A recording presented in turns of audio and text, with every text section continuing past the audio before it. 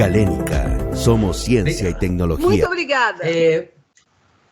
Muy obrigada. Continuando con nuestro programa, vamos a presentar el siguiente tema: control de la calidad para tamizaje serológico. Nuestro expositor siguiente es de la casa. Benjamín Fernández es tecnólogo médico y actualmente subgerente de ventas para la división de control de calidad de Galénica. Benjamín ha desarrollado desde el año 2012 a la fecha un muy importante trabajo a nivel nacional y también internacional en divulgación de aspectos referidos a la implementación y desarrollo del área calidad para laboratorios clínicos y bancos de sangre, convirtiéndose así en uno de los referentes del área de nuestro país. Benjamín, entonces, quedamos contigo. Perfecto. Muchas gracias. Muchas gracias a ti, Edgar, por la introducción.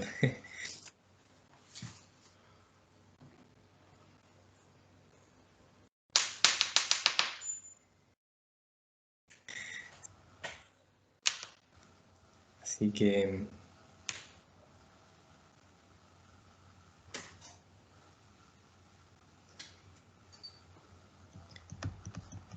sí.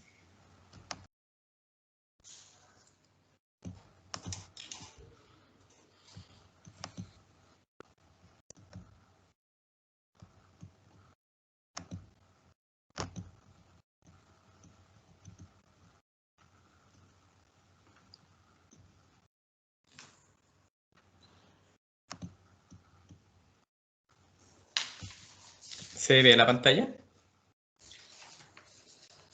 Se ve, Benjamín. Sí, se ve bien. Perfecto, muchas gracias. Sí, consulto, es que justo antes de iniciar se me reseteó Teams y tuve que conectarme automáticamente. Bueno, primero que todo, muchas gracias de nuevo, Edgar, por invitarme a exponer en este día de calidad de banco de sangre. Y también muchas gracias a Ana Claudia por su presentación. Si bien yo no trabajo en el área de inmunohematología, fue bastante sencillo y fácil de ver los ejemplos porque fueron muy prácticos. Intentaré hacer un poco un resumen de lo que se viene haciendo en aseguramiento de la calidad, pero siempre enfocado en que hasta el día de hoy es bueno implementar algunos sistemas de seguridad, siempre pensando en el riesgo. En la medida que nosotros minimicemos el riesgo, vamos a asegurar la calidad para la atención de nuestros pacientes, sobre todo en este tipo de ensayos, en donde quizá cometer un error nos vamos a dar cuenta meses o incluso años después, porque las clínicas de este tipo de patologías son, digamos, desfasadas respecto al tiempo en que se detectan.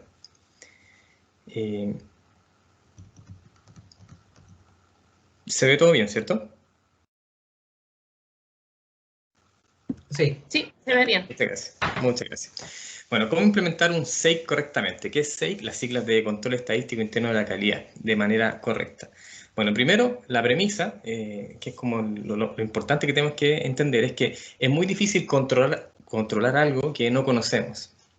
De alguna otra forma, controlar siempre significa atajar o poner límites respecto al movimiento o dispersión que tiene un fenómeno en particular.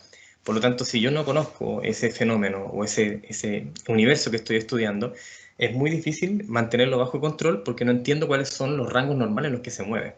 Pero al mismo tiempo, también tengo que conocer cuál es su desempeño en otras áreas que se va a desarrollar.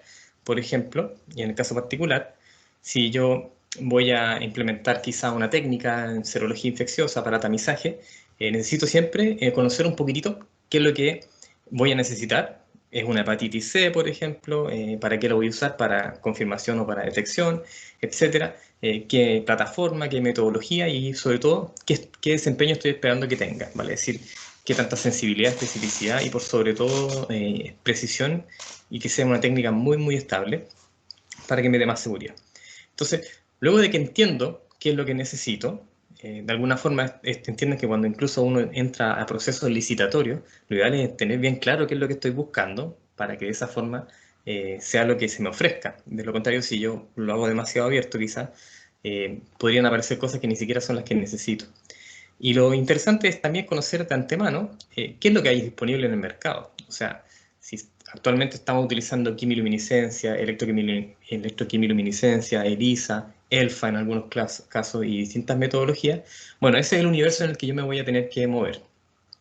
y por lo tanto entender cuáles son las ventajas y beneficios que tiene cada técnica y cuáles son las desventajas que podría tener. Entonces, pongamos en un escenario ficticio, a modo de ejemplo, que necesito yo implementar hepatitis C para hacer tamizaje serológico en un banco de sangre. Obviamente, esto generalmente se trabaja en conjunto de varias pruebas, pero enfoquémonos quizás en la hepatitis C, que es uno de las técnicas cuya clínica es la más silente, que se puede demorar mucho tiempo en hacerse manifiesta, y por lo tanto cometer errores en esta técnica quizá, como les insisto, nos vamos a dar cuenta quizá varios años después o no nos vamos a dar cuenta nunca. Entonces es muy muy difícil de entender el riesgo en el que estamos exponiendo quizá a nuestro paciente. Y como queremos tamizar, ¿vale? Es decir, separar una característica desde un grupo de individuos, vamos a tener que quizá conocer muy bien la sensibilidad y especificidad de estas técnicas, pero sabemos nosotros que las técnicas que están destinadas para tamizaje serológico sacrifican en parte, tampoco es tanto, pero sacrifican en parte su especificidad, vale decir, esta capacidad de detectar con certeza una condición, respecto de la sensibilidad, que es que no se me pase en ningún individuo que tenga la condición y yo no lo detecte.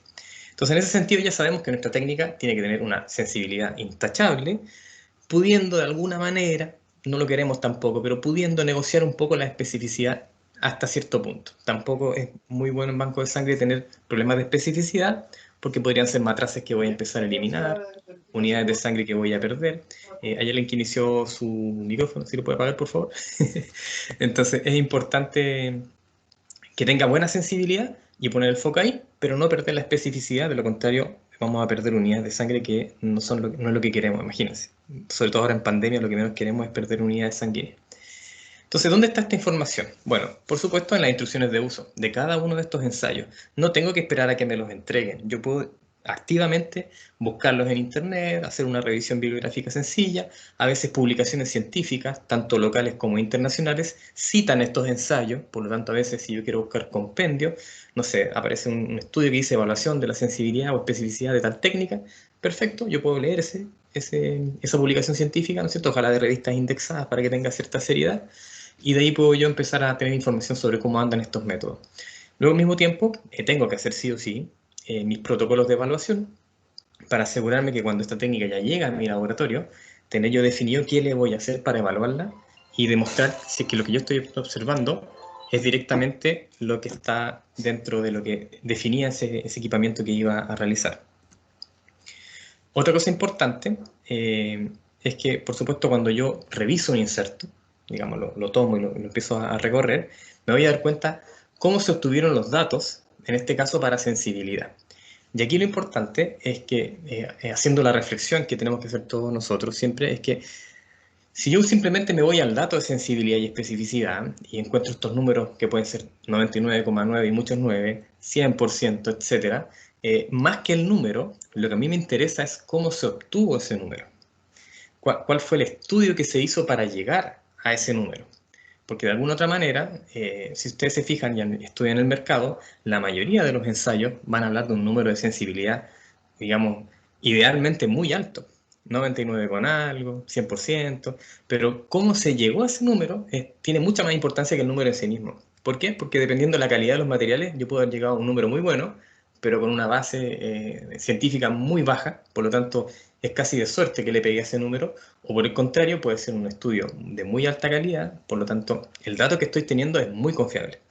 Por ejemplo, acá se está estudiando, esto es un inserto de X, se está estudiando, ¿no es cierto?, un inserto, un ensayo de hepatitis C, y si se fijan, se estudiaron no solo una cantidad de muestras interesantes, 481 muestras, sino que estas fueron netamente destinadas a estudiar variantes o genotipos de la hepatitis C, que como saben que casi todos los virus, hoy día lo sabemos más que nunca, generan variaciones a través del tiempo y en cortos periodos de tiempo. Por lo tanto, es importante cómo acá se incluyen estas variantes, para yo también entender que no estoy solamente protegiéndome contra una variante en particular, sino que tengo un abanico de opciones que se utilizaron para hablar de sensibilidad.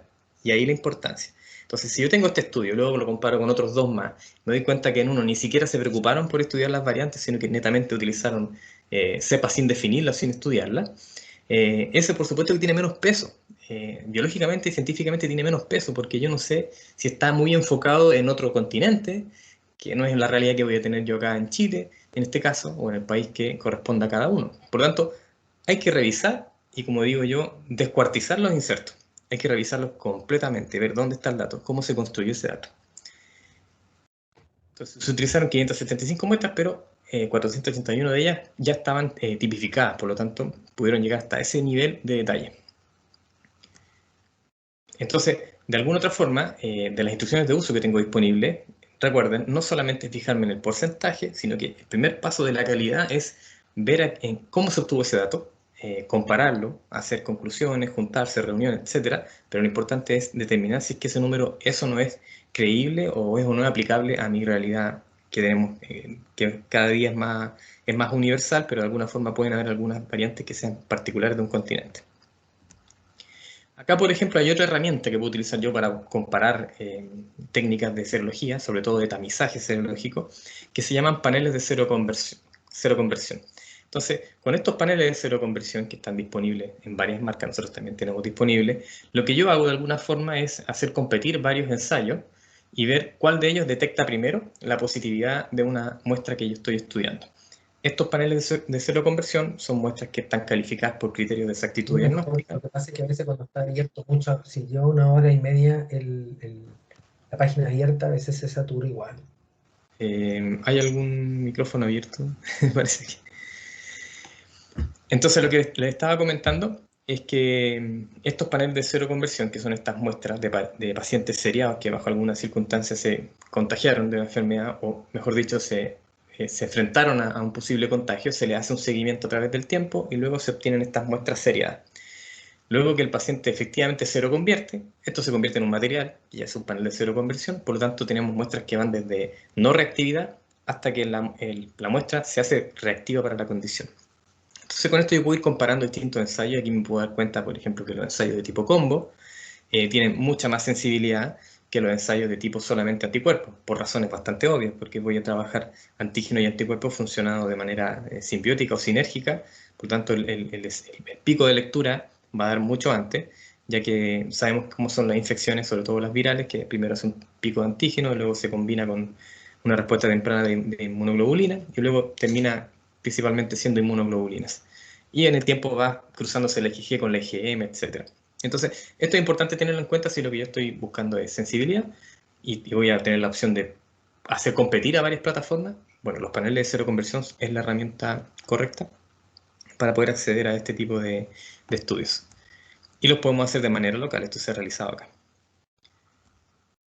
Y por supuesto también tengo que estar entendiendo que estas técnicas, sea ELISA, quimiluminiscencia, electroquimiluminiscencia, ELFA, etc., son técnicas que son robóticas, por lo tanto tienen trabajo volumétrico, tienen pipetas, tienen bombas de vacío, bombas de presión, fluidos que se circulan dentro de un sistema analítico, y por lo tanto, como es un sistema robótico, va a tener una característica de precisión. Vale decir que qué tan cerca representan estos resultados de una misma medición de una muestra. Entonces la precisión se puede evaluar con un protocolo que actualmente se utiliza para precisión de ensayos de tipo laboratorio clínico, que se llama protocolo P15A3, que es de la CLSI. No es de lo que vamos a hablar ahora en la charla, pero entender bastante que tanto este protocolo como otros alternativos me permiten a mí ver que la robótica del equipo es la correcta. Si yo no evalúo la precisión de un equipo, aunque sea de serología, ese equipo es capaz de repetir mediciones que suelen ser cuentas de luz, unidades relativas de luz, etc.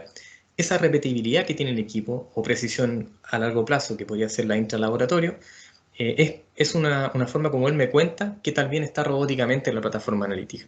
Si quedó mal ajustada, si no está bien instalada, si hay problemas de voltaje, etc., todo eso me lo va a acusar en estos protocolos de verificación, que los hago yo en mi banco de sangre o en mi laboratorio. No son datos obtenidos desde fábrica, sino que los hago yo y lo hago en mi propio lugar de trabajo, y lo comparo con lo que se supone que dentro de un manual o de un inserto se esperaba que tuviera.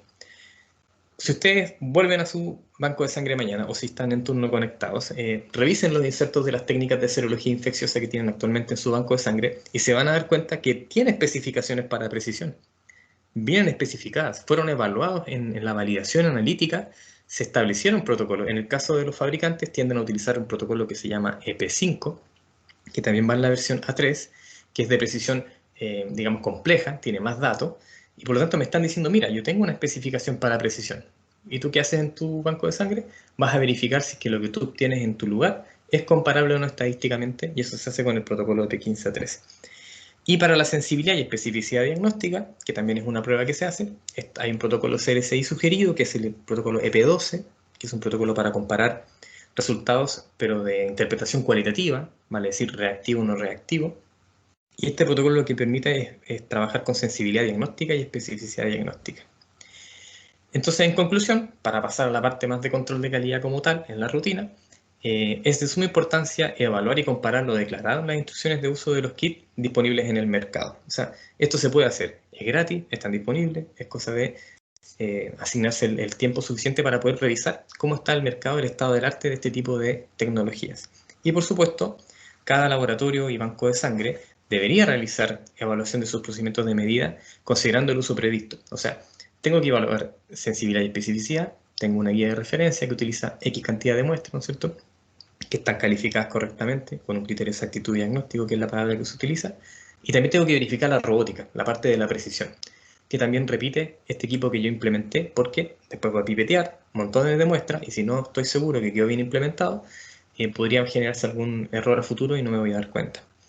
Y lo otro importante también es que si no utilizo muestras o paneles que están calificados correctamente con la condición, vale decir que si las muestras fueron confirmadas por alguna metodología o fueron adquiridas como paneles que ya están calificados con la condición de normal o de anormal, en este caso reactivo y no reactivo, las conclusiones también van a ser erróneas. Generalmente lo que se hace a veces es comparar plataformas.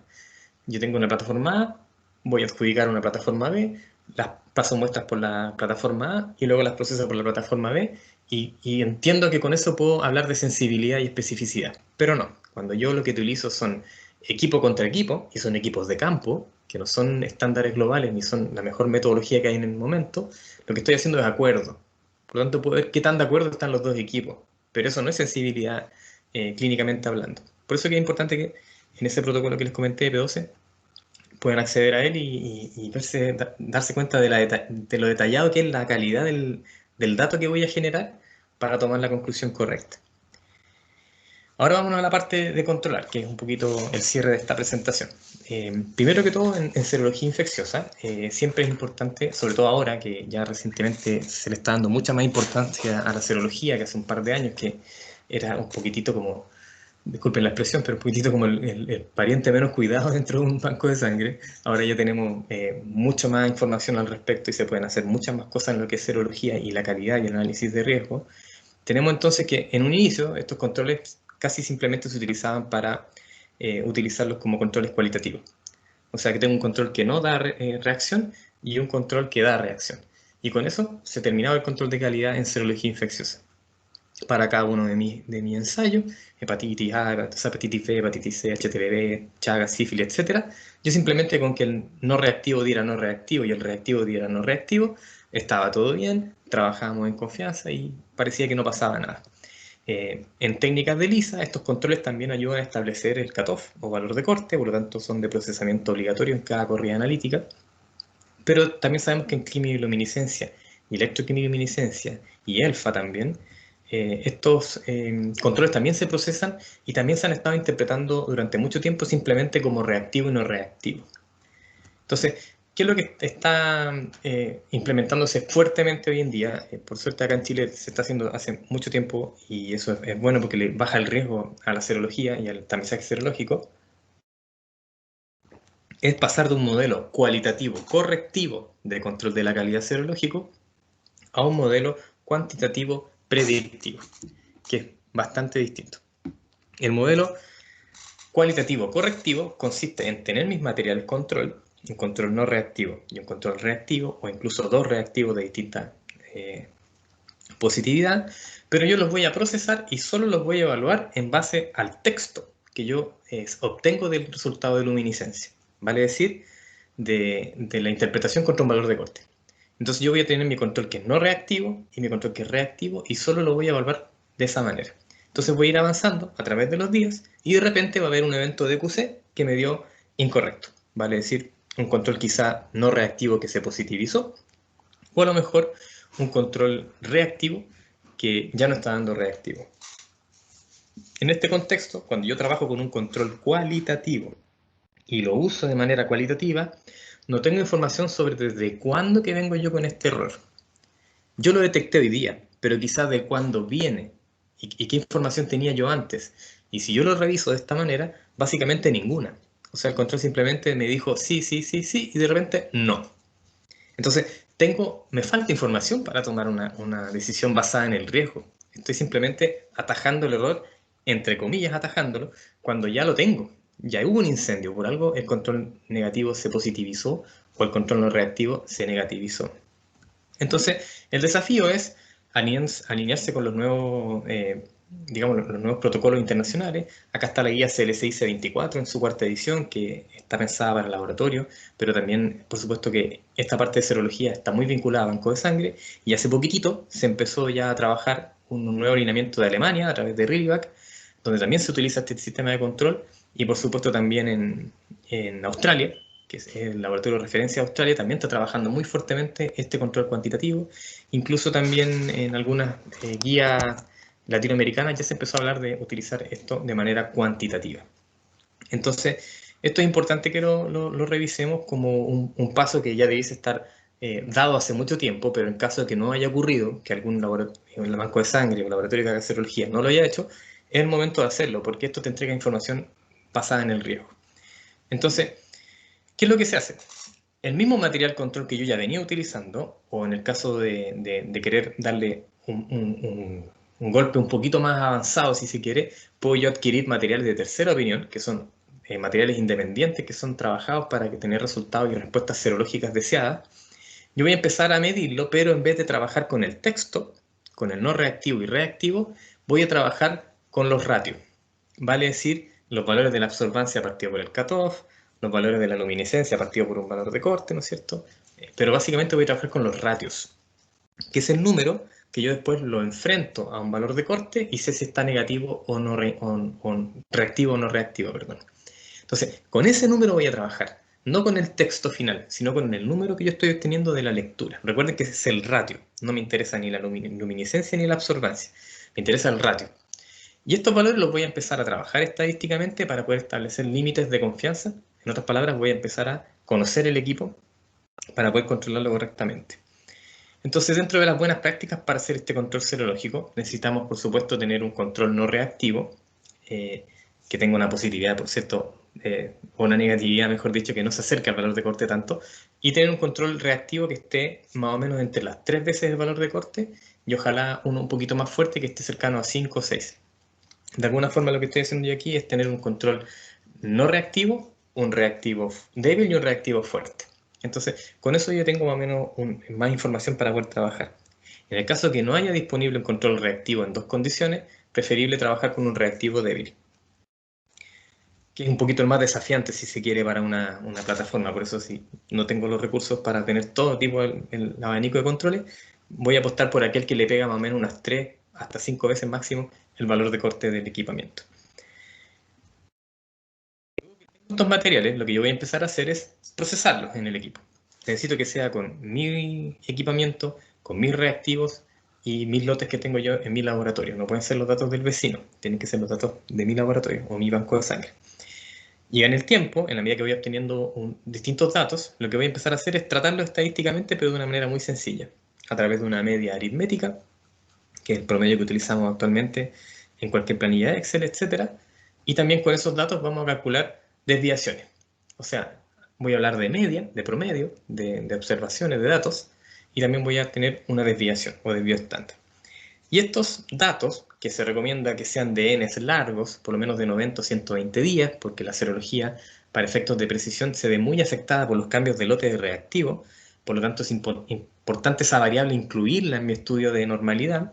Por lo tanto, más o menos en 3-4 meses yo puedo recién tener la suficiente cantidad de datos como para armar correctamente una gráfica de serología infecciosa, que es un poquitito lo que también vienen ahora estas nuevas guías que como les digo son de Australia y de Alemania, que también se alinearon con esto de establecer varios lotes de reactivos para establecer una imprecisión que sea correcta y un margen, un límite de confianza que también sea correcto.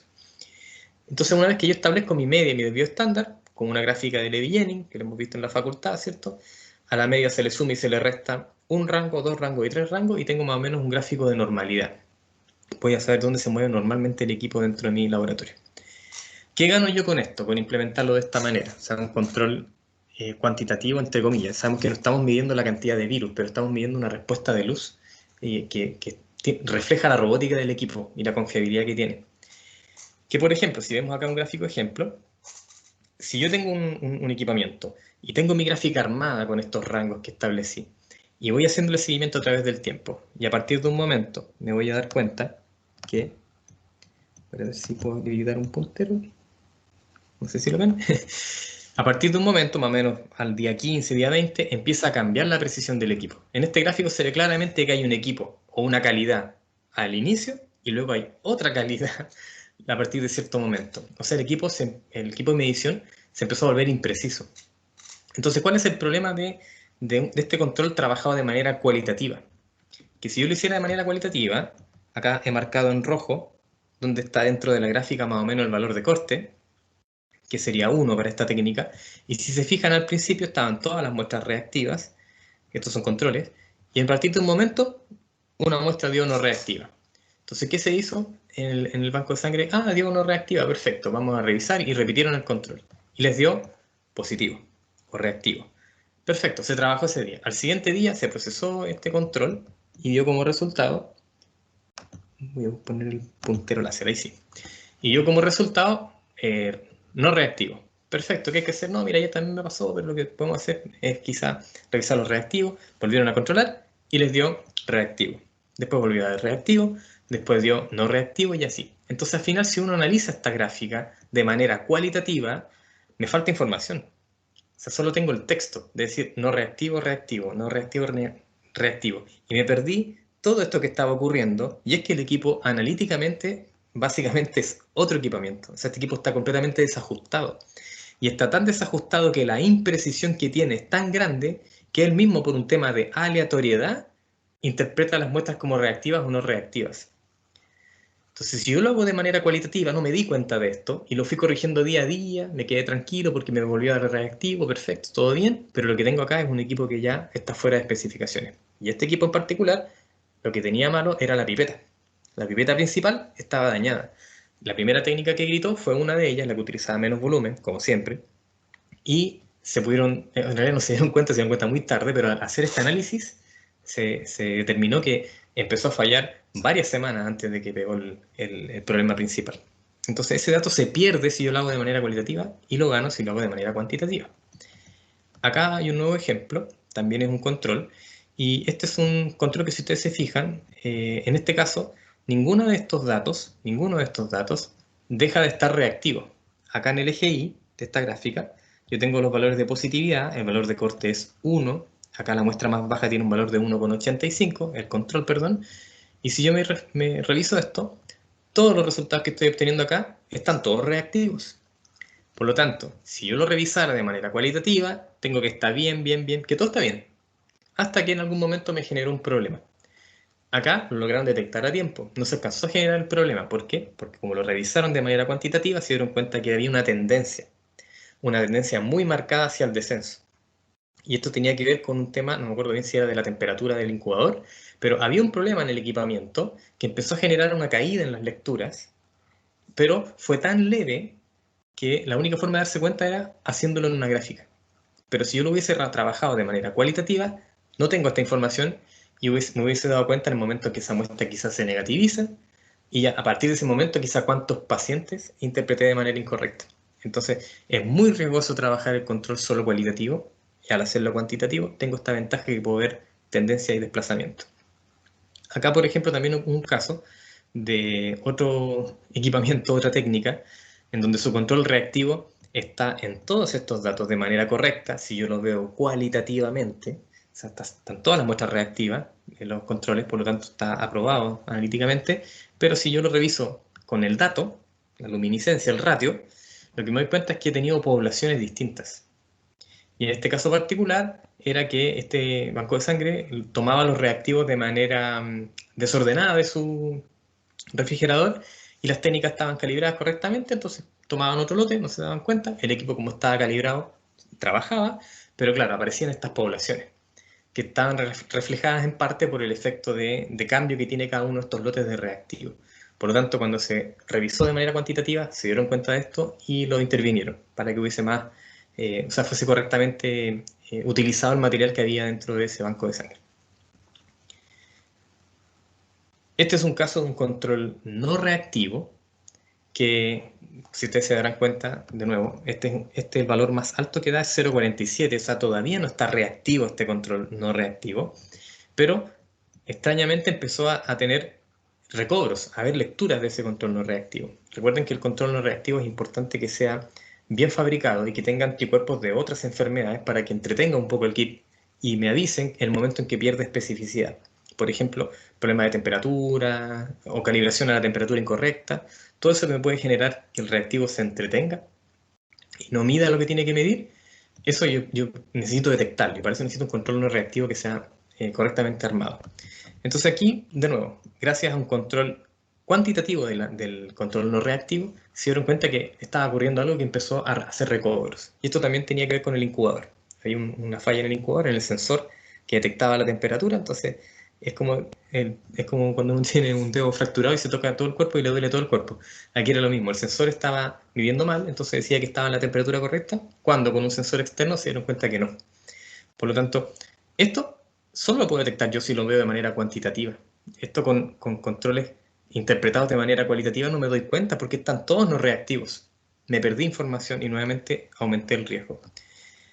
Este caso acá es más que nada anecdótico. Este fue un fin de semana donde detectaron que justo en un reemplazo por días libres o días puente, la persona que tomó la serología esos días no estaba tan bien calificada, por lo tanto calibró de manera incorrecta y durante todo ese fin de semana las muestras dieron más altas. De nuevo, esto se detectó gracias a que el control tenía valores asignados y pudieron ver este tremendo cambio y poder intervenir para hacer la calificación correcta. Entonces, si no tengo esta información, están todos los controles reactivos y quizás me perdí la oportunidad de capacitar a la persona que estaba haciendo algo de manera incorrecta. Y esto nuevamente es un caso que no es poco frecuente, en donde el equipo pierde precisión y empieza a oscilar entre positividad y negatividad. Entonces, si no tengo la visión de lo que está pasando con el equipo de manera gráfica, me pierdo ese dato y puedo generar un impacto grande. Esto que está acá, ya terminando la presentación, habla sobre las reglas de control que se utilizan. En realidad existen reglas de Westgard, las mismas que se utilizan en el laboratorio clínico, pero para serología lo que se utilizan más que nada son rangos y revisar cómo se mueven los datos alrededor de esos rangos. Como les comento, estos nuevos lineamientos que se están actualizando te motivan hacia usar un control cuantitativo, utilizar el número y no solamente el texto, pero obviamente planificar, utilizar múltiples reglas, etcétera, no es lo más recomendado. Lo que se utiliza son rangos y yo observar qué ocurre dentro de esos rangos, porque la serología es muy sensible a algunas cosas, entonces si utilizo reglas estadísticas me va a generar mucho falso rechazo. Y el problema con el falso rechazo es que no sé qué hacer, o sea, cómo lo investigo, dejo de trabajar, etcétera. Entonces esto genera que se termine trabajando con rangos establecidos con n bastante más grandes que en una técnica normal como una glucosa o un colesterol. Aquí utilizo n más grandes de 90 a 120 datos y establezco estos límites. Entonces, un poco en honor al tiempo, para que no se nos pase la hora, contarles que bueno, nosotros como Galenica tenemos una oferta variada de productos para trabajar la serología infecciosa y nos pueden contactar, ¿no es cierto?, por supuesto, para nosotros poder ofrecerles estos nuevos servicios y, como siempre, trabajar con un pensamiento basado en el riesgo y minimizarlo al máximo posible, porque la serología tiene ese pequeño dificultad de que cualquier error que yo cometa es muy difícil darse cuenta porque el daño se percibe muy a largo plazo. Entonces, en algunos casos ni siquiera nos vamos a dar cuenta si hicimos o no algún daño en cuanto a lo que estamos detectando serológicamente. Así que eso les queríamos mostrar, esta nueva forma de ver las gráficas control.